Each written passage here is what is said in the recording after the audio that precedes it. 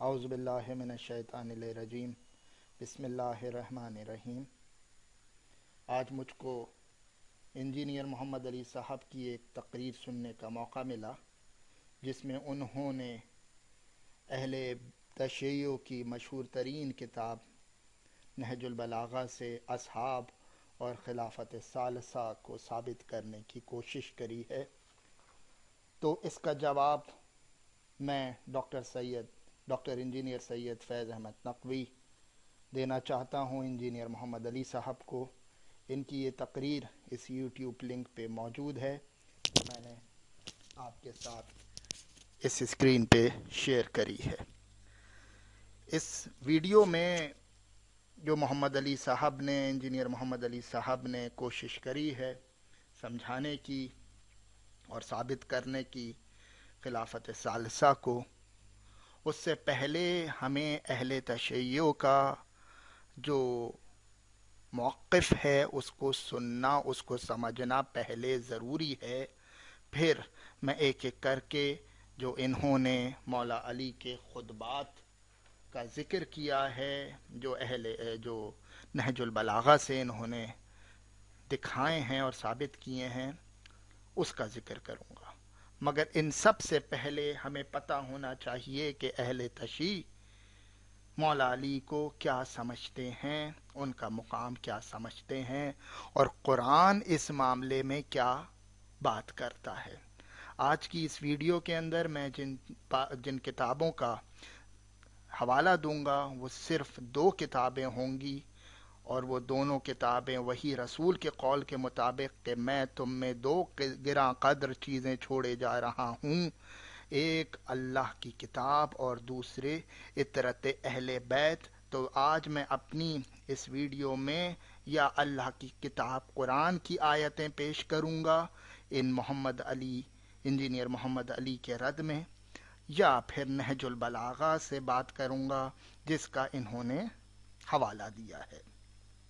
تو سب سے پہلے ہمیں معلوم ہونا چاہیے کہ مولا علی کو اہل تشیع سمجھتے کیا ہیں۔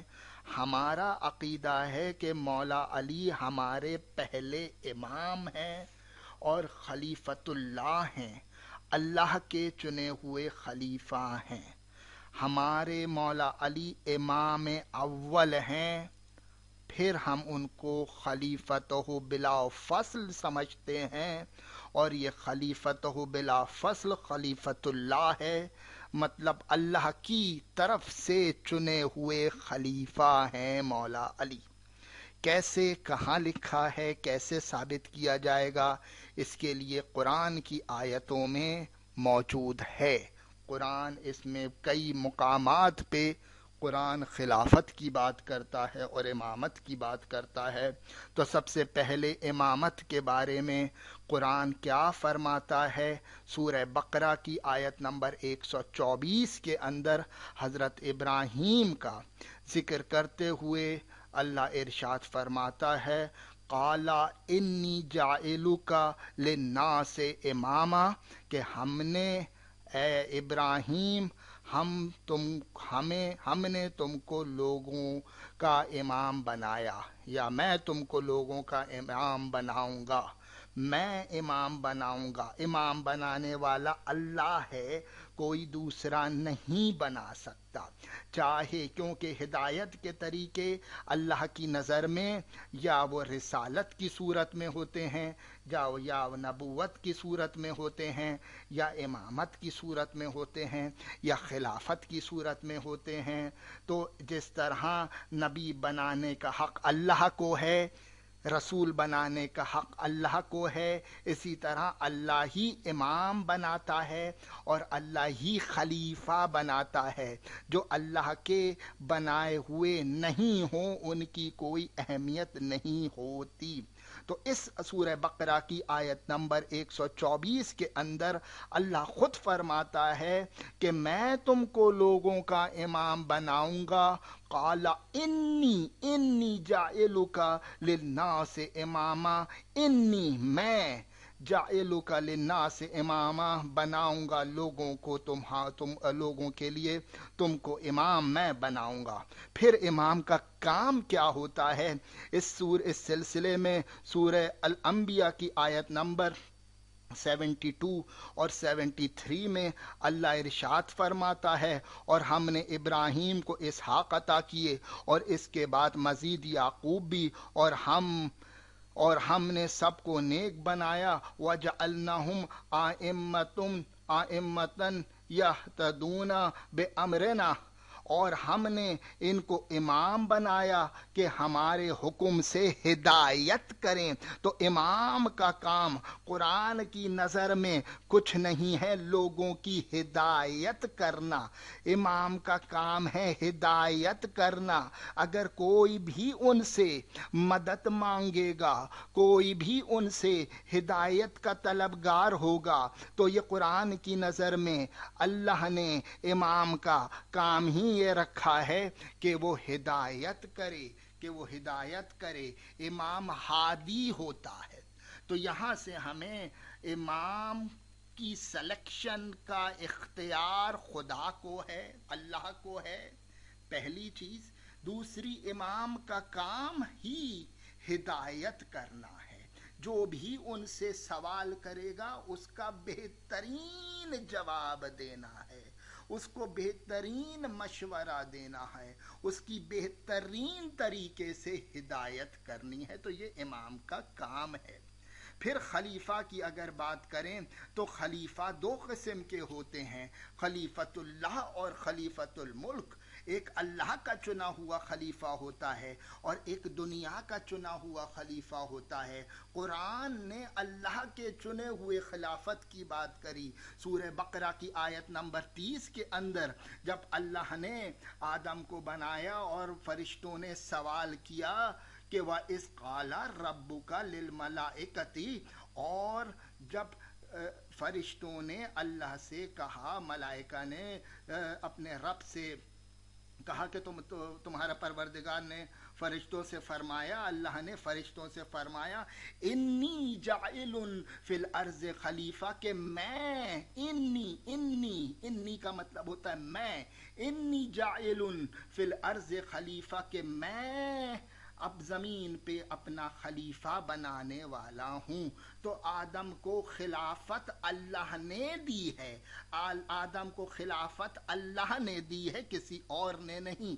इसी तरह सूरह स्वाद की आयत नंबर 26 के अंदर हज़रत दाऊद का जिक्र करते हुए फिर परवरदिगार इन्हीं अल्फाजों के साथ इरशाद फरमाता है, या दाऊद इन्ना जाइलनुका खलीफतुन फिल अर्ज, ए दाऊद हमने तुमको ज़मीन में खलीफा बनाया। चाहे आदम की खिलाफत हो, चाहे दाऊद की खिलाफत हो, चाहे नूह की खिलाफत हो, चाहे किसी की भी खिलाफत हो, खलीफा बनाने वाला अल्लाह है। और फिर इंजीनियर मोहम्मद अली साहब ने जिस सूरह नूर की आयत नंबर 55 का जिक्र अपनी वीडियो में किया है, उसमें उन्होंने आधी सूरह पढ़ी है, पूरे सूरह पढ़ना चाहिए। सूरह नूर की आयत नंबर 55 के अंदर अल्लाह जिक्र करता है, वादल्लाहुल्लज़ीना आमनू मिनकुम व आमिलुस्सालिहाति ला यस्तखलिफुनहुम फिल अर्ज़ कमा अस्तखलफल्लज़ीना मिन क़ब्लिहिम। जो लोग तुम में से ईमान लाए और नेक अमाल करते रहे, इनसे अल्लाह का वादा है कि इनको ज़मीन में खलीफा बनाएगा। यकीनन खलीफा बनाने का इख्तियार अल्लाह को है और वो खलीफा बनाएगा। मगर यहाँ आयत कंप्लीट नहीं हुई, आयत मुकम्मल होती है, कमा अस्तखलफुल्लज़ीना मिन क़ब्ल, जैसे पहले खलीफा बनाया था। अल्लाह ने जिस तरह पहले खलीफा बनाया था, इसी तरह आगे खलीफा बनाएगा। अल्लाह ने पहले जिन जिन को खुद खलीफा बनाया वो खलीफा हैं, ورنہ تو خلافت، ورنہ تو حکومتیں فرعون کی بھی رہیں، شداد کی بھی رہیں، نمرود کی بھی رہیں، ان کی بھی تو خلافتیں تھیں، ان کی بھی تو حکومتیں تھیں، یہ بھی تو خود ساختہ حاکم بنے ہوئے تھے، خلیفہ بنے ہوئے تھے۔ ان کی خلافت اللہ کی نظر میں کوئی معنی نہیں رکھتی۔ جن کو اللہ نے خلیفہ بنایا وہ ہے حقیقی خلیفہ۔ تو اہل تشیع خلیفۃ باللہ کی بات کرتے ہیں، اللہ کے خلیفہ کے، اللہ کی طرف سے جن کو خلیفہ بنایا اس کی بات کرتے ہیں۔ یقیناً مولا علی چوتھے نمبر پہ خلیفۃ الملک ہیں، بالکل جن کو ظاہری خلافت ملی، جس کی اہمیت شیعوں کی نظر میں نہیں ہے، اہل تشیع کی نظر میں خلیفۃ الملک کی کوئی اہمیت نہیں ہے۔ ہم اس کو مانو نہ مانو، ظاہر میں ہو نہ ہو، ظاہر سے کچھ نہیں فرق پڑتا۔ جس کو اللہ چاہے اس کو خلیفہ بناتا ہے، جس کو اللہ چاہے خلیفہ بناتا ہے، جیسے کہ پہلے بھی خلیفہ بناتا آیا ہے۔ جس طرح پہلے خلیفہ اللہ نے چنے ہیں، بعد میں بھی خلیفہ چن رہا ہے۔ اور یقیناً محمد الرسول اللہ کے بعد علی ولی اللہ ہیں، اور وہ خلیفۃ بلا فصل ہیں۔ وہ خلیفۃ بلا فصل اس طرح ہیں کہ وہ اللہ کے چنے ہوئے خلیفۃ بلا فصل ہیں، کسی فاصلے کے بنا۔ رسول کے بعد ہمارے مولا علی امام اول ہیں، اور خلافت کے پہلے بلا فصل خلیفہ ہیں، خلیفۃ اللہ، اللہ کے چنے ہوئے خلیفہ ہیں۔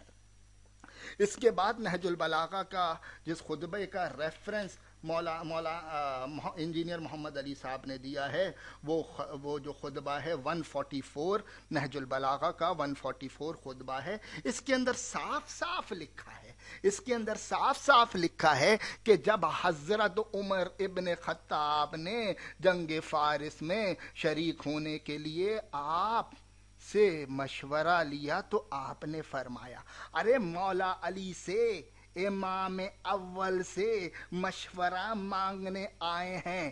امام کا کام یہ ہے کہ وہ چاہے کافر ہو، چاہے مسلمان ہو، چاہے منافق ہو، سب کو مشورہ دے گا، کیونکہ جس طرح اللہ رب العالمین ہے، اسی طرح محمد جو ہے رحمت العالمین ہے۔ حضرت محمد صلی اللہ علیہ وسلم خالی عرب کے لیے رسالت لے کے نہیں آئے تھے، کائنات کے رسول تھے۔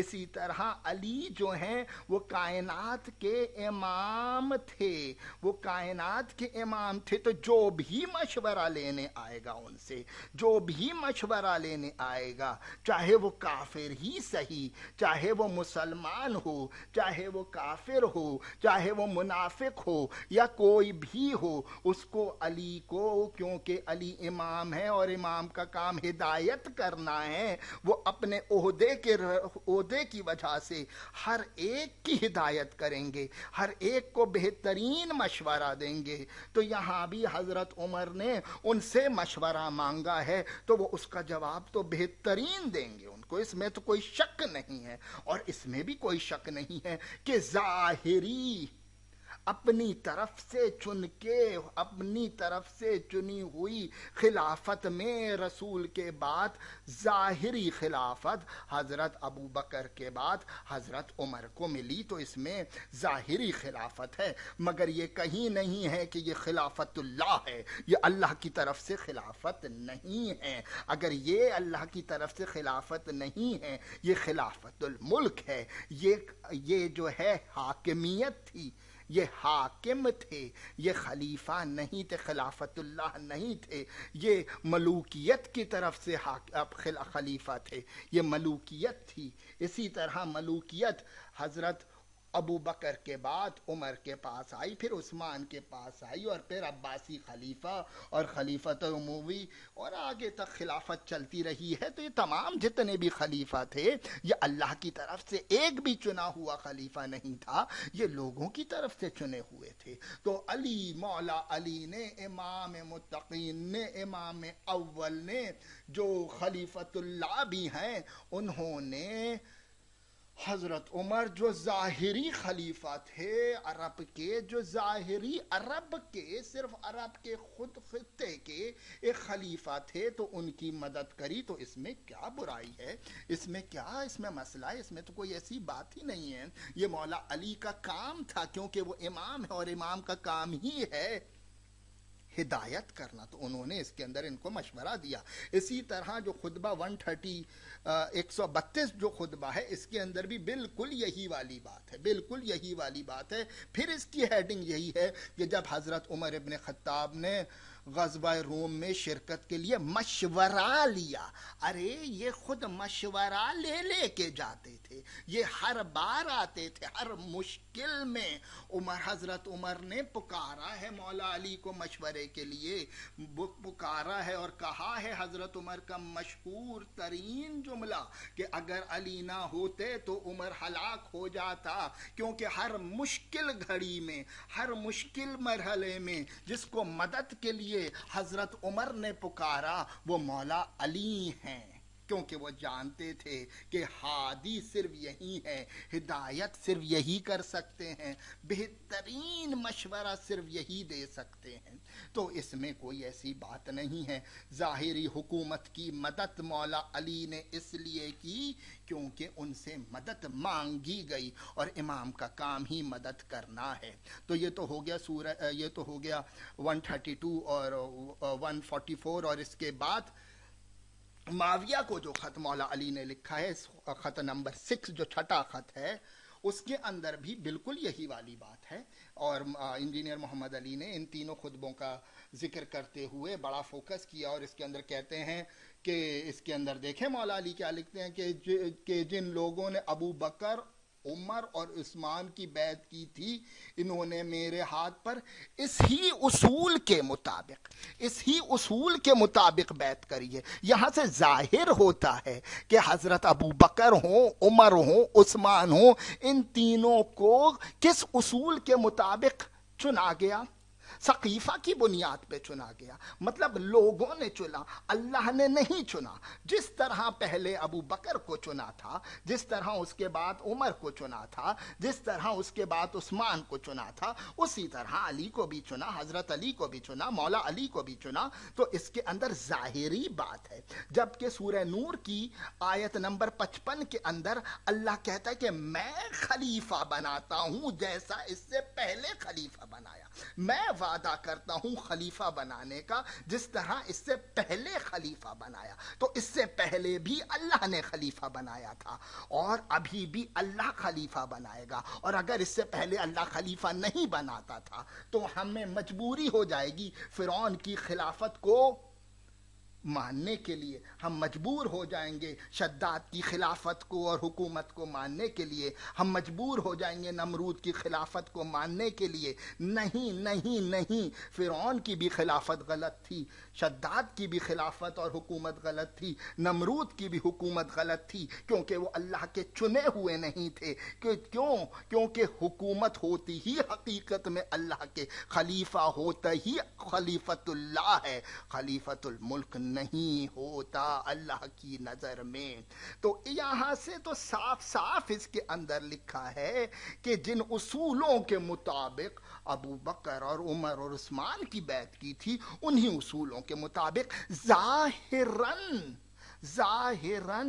میرے ہاتھ پہ بھی انہی اصولوں کے مطابق بیعت کری ہے۔ تو مولا علی نے ایک ایک جملے میں اپنی بات کا جواب دیا ہے، اس کے اندر پریشانی کی تو کوئی بات ہی نہیں ہے، ایک ایک چیز صاف صاف لکھی ہوئی ہے، ایک ایک چیز صاف صاف لکھی ہوئی ہے۔ اور پھر بھی اگر کسی کو شک ہے اور ابھی بھی کوئی یہ سمجھتا ہے کہ ابو بکر اور عمر اور عثمان کی مولا علی نہج البلاغہ میں حمایت کر رہے ہیں، تو اس ہی نہج البلاغہ کی خطبہ نمبر 3 جو ہے خطبہ شقشقیہ کے نام سے مشہور ہے، وہاں مولا علی نے اپنا احتجاج کھل کے ریکارڈ کروایا ہے، اور خطبہ نمبر 3 کے اندر، خطبہ شقشقیہ کے اندر ابتدا مولا علی کچھ اس طرح کرتے ہیں: خدا کی قسم، فرزند ابو قحافہ جو پہرانے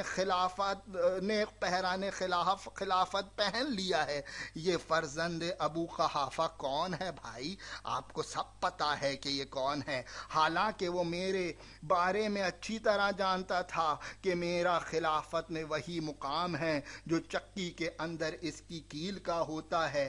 میں وہ کوہ بلند ہوں جس پر سے سیلاب کا پانی گزر کر نیچے گر جاتا ہے اور مجھ تک پرندہ پر نہیں مار سکتا، اس کے باوجود میں نے خلافت کے آگے پردہ ڈال دیا۔ مولا علی کہتے ہیں کہ میں نے خود ڈال دیا، کسی کی ہمت نہیں تھی، میں نے خود خلافت کے آگے پردہ ڈال دیا اور اس سے پہلو تہی کر لی، اور سوچنا شروع کیا کہ اپنے کیے کٹے ہوئے ہاتھوں سے حملہ کروں یا اس سے بھیانک تیرگی پر صبر کر لوں جس میں سن رسیدہ بالکل ضعیف اور بچہ بوڑھا ہو جاتا ہے، اور مومن اس میں جد و جہد کرتا ہوا اپنے پروردگار کی طرف پہنچ جاتا ہے۔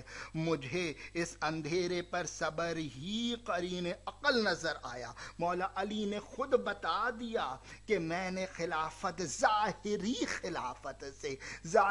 خلافت سے اپنے آپ کو خود ہٹایا، اور میں اس میں عقل مندی سمجھتا تھا۔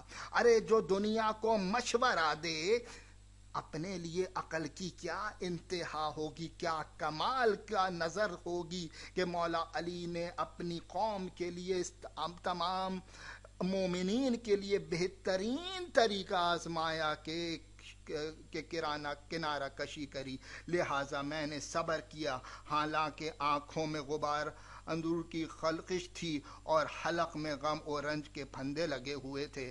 میں اپنی میراث کو لٹتے دیکھ رہا تھا، یہاں تک کہ پہلے نے اپنی راہ لی اور اپنے بعد خلافت ابن خطاب کو دے دی۔ یہاں مولا علی نے پورے کے پورے خطبے کے اندر، جو یہاں اسکرین پہ نظر آ رہا ہے آپ کو، پورے کے پورے خطبے کے اندر مولا علی نے ایک ایک بات کا بتا دیا، ایک ایک بات کا جواب دیا، اور یہ وہی نہج البلاغہ کی بات ہو رہی ہے جس کا وہ ریفرنس دے رہے ہیں۔ تو یہاں مولا علی نے بلیک اینڈ وائٹ بات بتا دی، یہ تیسرا خطبہ ہے۔ جو 144 اور 132 خطبے کو پڑھے گا تو کیا وہ تیسرا خطبہ اس نے نہیں پڑھا؟ تو منافقت نہیں چلے گی، حقیقت کو پہلا خطبہ بھی مانو، دوسرا بھی، تیسرا بھی، پھر 144 بھی مانیں گے۔ تیسرے خطبے کے اندر مولا علی نے بالکل بلیک اینڈ وائٹ الفاظوں میں اپنے احتجاج کو ریکارڈ کرایا، اور جہاں تک کہ خطبہ 144 اور 132 کی بات جہاں بات کری جاتی ہے تو اس کے اندر بھی بالکل صاف صاف الفاظوں کے اندر مولا علی سے جس نے مشورہ مانگا اس کو مشورہ دیا، کیونکہ مولا علی امام ہے اور امام کا کام ہی ہدایت کرنا ہوتا ہے۔ تو یہاں سے ایک ایک چیز بات ثابت ہوتی ہے، اس کا جواب میں امید کرتا ہوں آپ کو بلیک اینڈ وائٹ میں انہی ریفرنس کے ساتھ جن ریفرنس کو انجینئر محمد علی نے ریفرنس دیا تھا، انہی کی ریفرنس کے ساتھ امید کرتا ہوں کہ آپ کو یہ جواب بالکل صحیح لگے گا۔ وآخر دعوانا الحمدللہ رب العالمین۔ اللہم صلی علی محمد وآل محمد۔